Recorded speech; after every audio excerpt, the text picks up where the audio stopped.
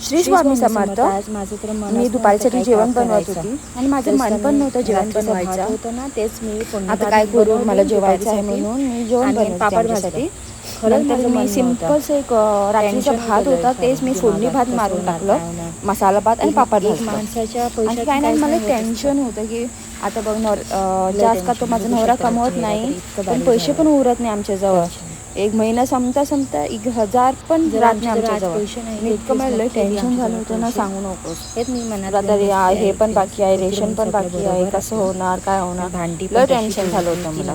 नंतर माझी भांडी राहिली ती पण घासून घेतली मी, 4-5 वाजता घासली सगळे. टेन्शनमुळे हात कशाला मारले माहिती आहे? आणि मला वाटलं मी रेकॉर्डिंग झालाच नव्हता, हेच केलं होतं, असं पॉज करून ठेवलं होतं. मला माहिती मी पॉज करून ठेवला होते कधी ना, टेन्शनमुळे हे पण होतात, आपल्या माइंड आपल्या डिस्टर्ब राहतात, मेंटली डिस्टर्ब राहतात.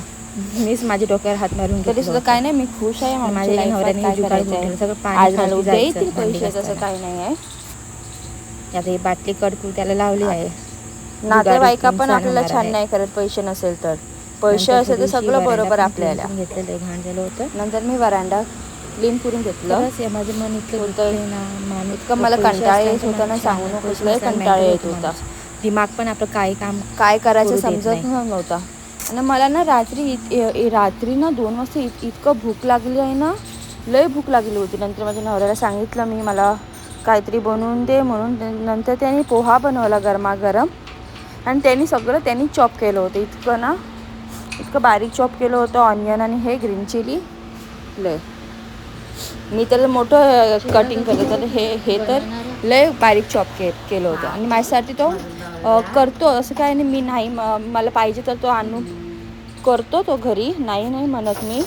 प्रेग्नन्सीमध्ये लय हेल्प करतो माझा नवरा. मला भूक लागली 2 वाजता रात्रीचा, तरीसुद्धा मला बनवून दिला त्याने स्वतःहून. तेव्हा तर रात्री 1 वाजता घरी आला होता ड्युटीतून, तरीसुद्धा मला बनवून दिला 2 वाजता. नाही तर थोडे राहतात माणसं नाही बनवून देत, पण माझा नवरा लई चांगला आहे.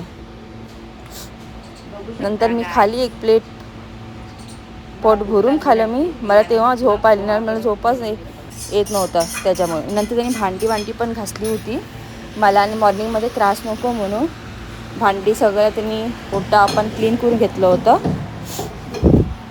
लय छान आहे.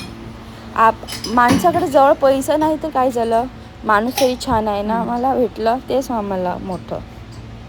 कधी ना कधी आपण दोघं पण करतील पैसे, फक्त तुमचा सपोर्ट हवा गायस, आणखी काय नको आम्हाला, तुमचं प्रेम द्या. नंतर मला डॉक्टरकडे जायचं होतं चेकअपसाठी, बट तिथे ते डॉक्टर नव्हता, फक्त माझे रिपोर्ट मी कलेक्ट करायला गेली होती. नंतर त्यांनीच पोहा बनवलं मॉर्निंगसाठी. मी म्हटलं तुम्ही बनवा, तुम्ही छान बनवतात म्हणून. त्यांनीच बनवलं आमच्यासाठी पोहा, आणि चहा बनवली गरम. नंतर आपण दोघं बसलो पियायला, त्यांनी सर्व केलं. आणि लाईफात ना आपण बिंदास राहायचं, कोणाचं टेन्शन नाही, काय नाही. प्रेग्नन्सीमध्ये टेन्शन घ्यायचंच नसतं, आणखी एन्जॉय करायचं असतं. कधी आपल्याला टेन्शन येते, काय करायचं, माणूसने जगायचं असतं कसं करून. नंतर मी एकली गेली होती रिपोर्ट फक्त आणायला. इतकं धूप होतं ना बाहेर, सांगू नकोस, लय धूप होतं. मला तर लय कंटाळा आला बाहेर. नंतर मी रिक्षा पकडली, चालत तरी गेली, 10 मिनिटचा रस्ता आहे तिथे जायला. रिक्षामध्ये गेली मी, 2-3 मिनिटात पोचली तिथे दवाखान्यात. नंतर माझं रिपोर्ट घेतला दवाखान्याचं. रिपोर्ट घेतलं, परत मी आली. नंतर मला फाईल पाहिजे होती माझी रिपोर्ट ठेवण्यासाठी. नंतर मी रिपोर्ट पण घेतलं, नंतर फाईल पण घेतली मी. नंतर ते बॅग थोडंसं फुटलं होतं म्हणून ते पण शिवून घेतली मी. नंतर आली दुपारी घरी, सगळं पसारा होतं ते पण मी छोटे कामं आवरून घेतले मी पटकन.